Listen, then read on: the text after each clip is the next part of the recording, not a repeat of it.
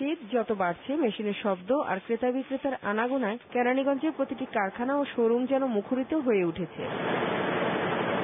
নাওয়া খাওয়া ঘুম বাদ দিয়ে কর্মচারী আর মালিকরা দিন রাত জেগে কাজ করে যাচ্ছেন। ভোর থেকে মধ্যরাত পর্যন্ত সারা দেশের পাইকাররা ভিড় জমাচ্ছেন এই মার্কেটগুলোতে।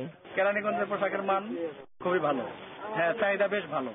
দেশীয় পোশাকদের পোশাকের মান সুন্দর, বেচানি মোটামুটি খুব ভালো হয়েছে। সামনে শীত করলে আরো ভালো হবে। তৈরি পোশাক মোটামুটি যা তৈরি করছিলাম সব শেষ। পোশাকের ডিজাইনে পরিবর্তন আনায় প্রতি বছরের তুলনায় এবছর বেচাকেনা অনেকটাই ভালো। যদি সরকারে আমাদের এই এলাকার শিল্প কারখানা যা আছে আর্থিকের দিকে যদি কিছু সহযোগিতা করত তাহলে এই এলাকার বস্ত্র ব্যবসায়ীরা আরো অনেক ধরনের উন্নত মাল বানাইতে পারতাম। গার্মেন্টস মালিকরা বলছেন শ্রমিকের বেতন এবং জিনিসপত্রের দাম অনেক বেড়ে গেছে, সেই সঙ্গে আছে বিদ্যুৎ এবং শ্রমিক সংকট। বিদ্যুৎ সবচেয়ে আমাদের মারাত্মক হয়ে পড়ছে এই প্রোডাকশনের।